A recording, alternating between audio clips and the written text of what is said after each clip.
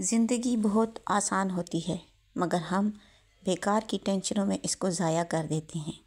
یہ نہیں ملا، وہ نہیں ملا، اس نے بات نہیں کی، اس نے بات نہیں کی، بیکار کی باتیں ہیں۔ جب کوئی بات نہیں کرتا تو اس میں افسوس کیسا؟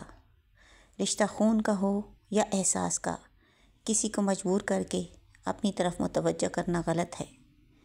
بیکار کی باتوں سے الجھنا چھوڑ دیں جو آپ کو اہمیت نہیں دیتے۔ اپنی زندگی میں آپ بھی ان کو سرسری سا شامل رکھیں۔ آٹے میں نمک ہو یا نہ ہو، روٹی تو بن ہی جاتی ہے۔ ایسے ہی ساتھ کوئی ہو یا نہ ہو، زندگی تو گزر ہی جاتی ہے۔ بس خود پر اور ان لوگوں پر توجہ دیں جن کو آپ کی دل سے محبت ہے اور ان کو آپ کی ضرورت ہے۔ بسم اللہ الرحمن الرحیم۔ السلام علیکم دوستو۔ چکن بنائیں گے، باربیکیو تندوری چکن، اور زبردست قسم کا آسان طریقے سے گھر کے مسالوں سے۔ تو آپ دیکھ سکتے ہیں ایک چکن کو میں نے اچھے سے واش کر لیا، پھر اس کو میں نے ڈرائی کر لیا اور اب اس کے اندر اس طریقے سے کٹ لگا لیے تاکہ مسالہ جو ہے اس کے اندر اچھے سے جا سکے۔ اب اس کو ایک پتیلے میں ڈال دیا ہے اور اس پہ ہاف ٹی اسپون نمک اور ہاف ٹی اسپون اس پہ گارلک پاؤڈر ایڈ کر کے، اور کچھ بھی نہیں ڈالنا، صرف یہ 2 چیزیں ڈال کے ہم نے اس کو تھوڑی دیر کے لیے گیس کے اوپر رکھ دینا ہے، 4 سے 5 منٹ کے لیے، بالکل میڈیم فلیم کے اوپر، تاکہ اس کا جو اپنا پانی ہے، چکن کا اپنا جو پانی ہے وہ ڈرائی ہو جائے اور اس کے اندر سے یہ جو چکن کی اسمیل ہوتی ہے وہ بھی ختم ہو جائے۔ تو دوستو، جیسا کہ آپ کو نظر آ رہا ہے کہ اس کا کلر جو ہے وہ چینج ہو رہا ہے، تو اس طریقے سے ہم نے چمچ نہیں ہلانا اس میں تاکہ اس کے پیس ٹوٹے نہ۔ اس طرح پکڑ کے دونوں طرف سے پتیلی کو اس طریقے سے ہلا لینا ہے تاکہ ہر طرف سے ایکول اس کا کلر جو ہے وہ برابر ہو جائے اور یہ چکن جو ہے اس کا پانی جو ہے وہ ڈرائی ہو جائے۔ تو چلیے جی، اب شامل کرتے ہیں اس میں مسالے۔ سب سے پہلے ہم اس میں نمک شامل کریں گے، ہاف ٹی اسپون، چونکہ ہم پہلے بھی شامل کر چکے ہیں۔ پھر جائے گا اس میں 1 ٹیبل اسپون بھر کے کشمیری لال مرچ کا پاؤڈر۔ پھر جائے گا اس میں 1 ٹی اسپون بھر کے ہلدی پاؤڈر۔ اس سے اس کا کلر بہت زبردست آئے گا کہ چکن کا بن کے بالکل بازار جیسا تیار ہوگا۔ اب جا رہا ہے 1 ٹیبل اسپون اس میں سوکھا دھنیا، اور ساتھ میں جا رہا ہے اس میں 1 ٹیبل اسپون زیرہ، ثابت زیرہ، اور ساتھ میں 1 ٹیبل اسپون جائے گا اس میں اجوائن کا۔ آپ دیکھ سکتے ہیں سارے بیسک مسالے ہیں جو آپ کے کچن میں موجود ہوتے ہیں۔ اب جائے گا اس میں 2 ٹیبل اسپون بھر کے شان کا تندوری چکن مسالہ، جس سے اس کا ذائقہ زبردست کرارا قسم کا چکن جو ہے باربیکیو ہمارا تندوری تیار ہوگا۔ سارے مسالے آپ کے کچن میں موجود ہوتے ہیں، صرف پکانے کے لیے جو طریقہ ہوتا ہے، جو ریسیپی ہوتی ہے، آپ اس ریسیپی کو اسی طریقے سے فالو کریں گے تو بہترین قسم کا چکن تندوری آپ گھر پر تیار کر سکیں گے۔ اب جا رہا ہے اس میں 1 ٹیبل اسپون کے قریب بھر کے کوکنگ آئل کا۔ یہ جو ہے مسالے اچھے طریقے سے چکن پہ لگنے میں، اس کو میرینیٹ کرنے میں مدد کرے گا چکن اپنا آئل۔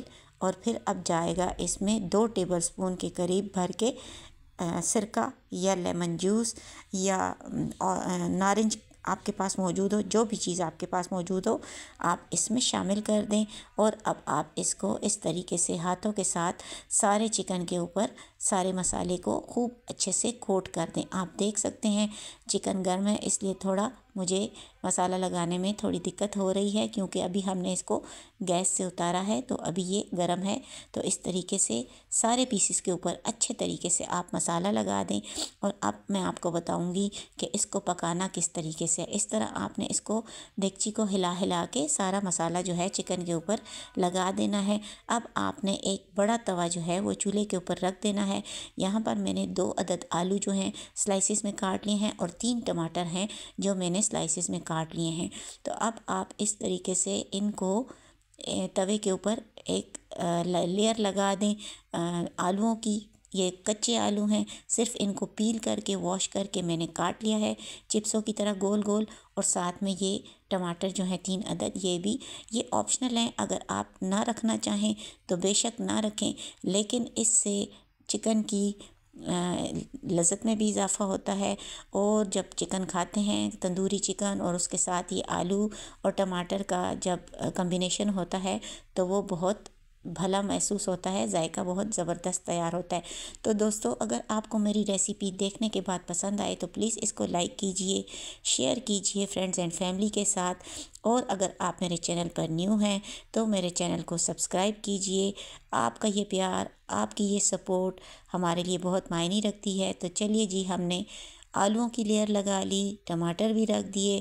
اب جو چکن ہم نے باربیکیو مسالہ لگا کر رکھا ہوا تھا، آپ دیکھ سکتے ہیں اس طریقے سے سارے پیسز جو ہیں وہ اس توے کے اوپر ہم نے ان آلو اور ٹماٹر کے اوپر ان پیسز کو اس طریقے سے تہہ لگا دینا ہے، جوڑ دینا ہے۔ ابھی تک ہم نے چولہا آن نہیں کیا۔ جب سب لیئرز ہم لگا لیں گے تو پھر اس کے بعد ہم اس کے نیچے فلیم کو آن کر دیں گے۔ بالکل لو فلیم کے اوپر ہم اس کو پکائیں گے، اور یہ چونکہ مسالہ لگا ہوا ہے، بہترین قسم کا ہمارا تندوری باربیکیو چکن جو ہے وہ تیار ہوگا۔ تو آپ دیکھ سکتے ہیں سب کے سب میں نے پیسز اس پہ لگا دیے۔ اب یہ جو پتیلا جس میں میں نے اس کو مسالہ لگایا تھا، جس کے اندر باقی مسالہ موجود ہے، اس کے اوپر اس طریقے سے الٹا کر کے رکھ دیں گے تو یہ اسٹیم کے اندر پکنا شروع ہو جائے گا۔ تھوڑی دیر کے بعد ہم اس کو چیک کرتے ہیں۔ آپ دیکھ سکتے ہیں کہ کتنی خوبصورت جو ہے وہ چکن کی شکل بن کے آ رہی ہے، اور ذائقہ تو انتہائی لاجواب ہے، اور خوشبو تو کیا کہنے ہیں، ماشاءاللہ زبردست قسم کی خوشبو آ رہی ہے۔ تو اس کو پکنے میں تقریباً آدھا گھنٹہ لگ جاتا ہے۔ میڈیم آنچ کے اوپر اس طرح پتیلے سے ڈھک کر ہم نے اس کو پکانا ہے۔ بیچ بیچ میں ہم اس کو چیک کریں گے، اور اس طریقے سے ہم جو پیسز ہیں ان کو سائڈ چینج کرتے رہیں گے تاکہ ساری سائڈیں جو ہیں وہ ایکول طریقے سے پک جائیں، اور کوئی جگہ بھی جو ہے وہ اس کی کچی نہ رہے۔